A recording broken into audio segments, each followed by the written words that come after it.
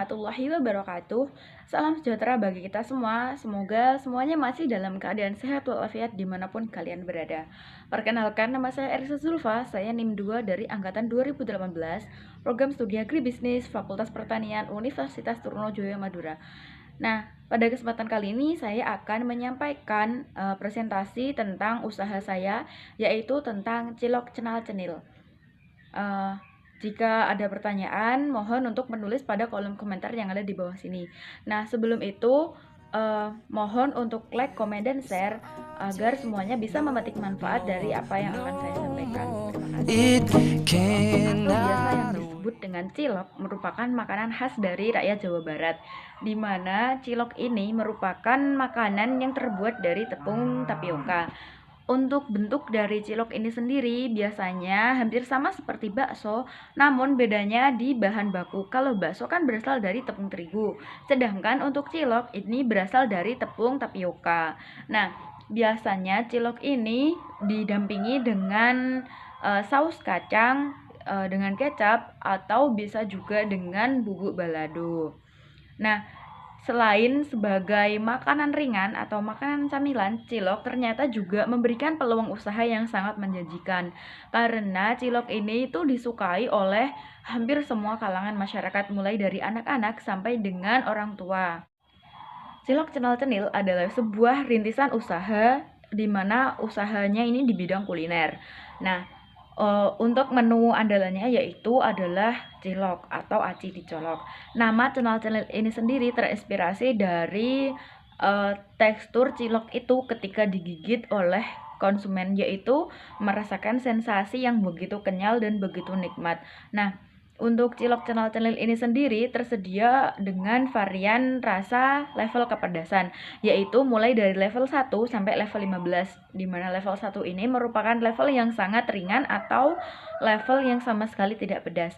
Dan untuk level 15 merupakan level yang sangat pedas, yaitu dengan tambahan bon cabe. Nah, untuk pemasarannya sendiri ini biasanya dilakukan via online dan juga via outlet atau via kios. Nah, dengan online-nya itu melalui WhatsApp, Facebook, dan juga YouTube. Nah, untuk outline-nya sendiri atau kios ini berasa di Jalan Kauman nomor 5 atau di samping Balai Desa Grogolan, Kecamatan Dukusti, Kabupaten Pati. Untuk membuat 20 porsi cilok ini hanya memerlukan modal sebesar 25.000 karena bahan bakunya itu mudah didapat dan juga murah meriah. Di mana satu porsinya itu terdiri dari 5 butir cilok yang ditaruh di dalam mika.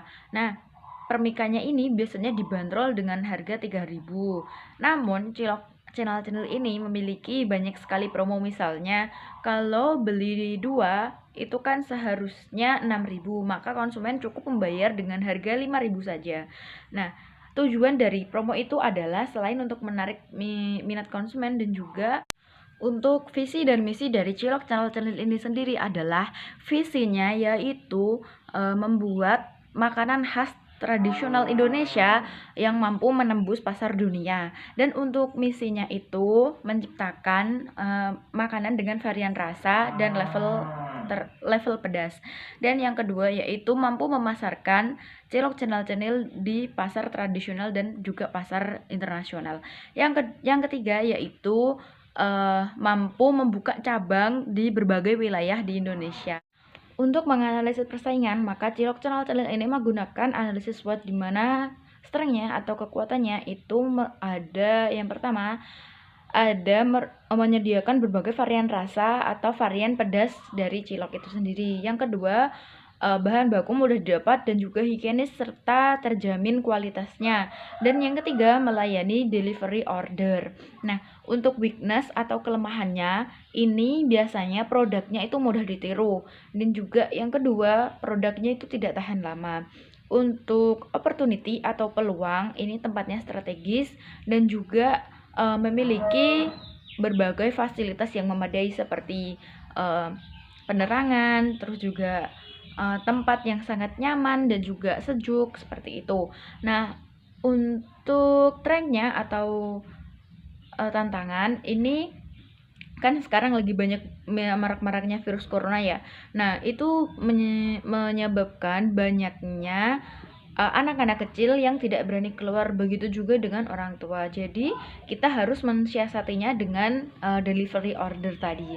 Nah, selain itu juga menurunnya jumlah pendapatan dari masyarakat, sehingga mereka lebih memilih untuk membeli sesuatu yang dianggap mereka penting, dan mereka cenderung tidak akan membeli uh, membeli makanan yang dikatakan tidak begitu penting bagi mereka. Nah, untuk yang ini kami mensiasati dengan cara memberikan promo seperti tadi, memberikan diskon untuk beli 2 diskon 1.000 seperti itu.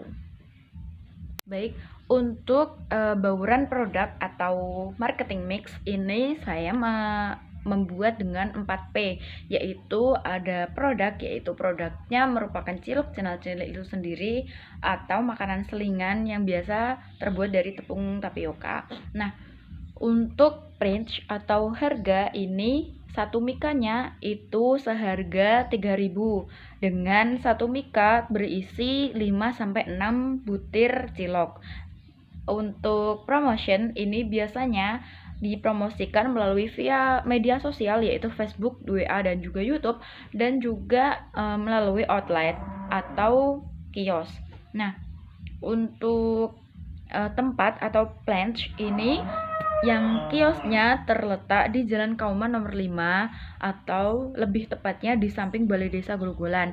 Jadi tempatnya ini sangat strategis karena jika ada seseorang yang ingin mencari tempat, itu bisa dengan cara mengetik di Google Map Balai Desa Grogolan, maka nanti akan muncul alamatnya, dan di sampingnya pas itu merupakan outlet dari kios cenal-cenil ini sendiri.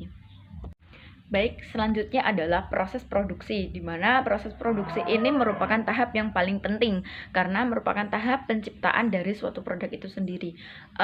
Produksi yang pertama atau langkah yang pertama yaitu mencampurkan tepung tapioka dengan tepung terigu, dan selanjutnya itu diberi sedikit bumbu atau sedikit penyedap rasa dan juga garam tentunya, dan ditambahkan dengan air lalu dioleni atau dibuat sekali mungkin, dan kemudian diambil sedikit-sedikit lalu dibuat dengan bulatan-bulatan kecil, lalu habis itu kita masukkan ke dalam air yang mendidih, dan tentunya masih di atas kompor ya airnya itu.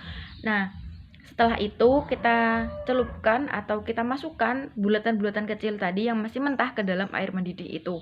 Kita tunggu sampai bulatan-bulatan kecil itu mengambang atau mengapung di atas air yang sudah mendidih tadi. Selanjutnya, setelah mengambang itu bisa langsung ditiriskan atau diangkat. Setelah diangkat, kita masukkan lagi ke dalam panci yang tentunya sudah diisi air dan juga dikasih sarangan. Tujuannya itu untuk merebus atau agar cilok itu tetap hangat. Jadi nanti setiap ada orang yang mau beli itu kita bisa mengambilkannya dari panci tadi.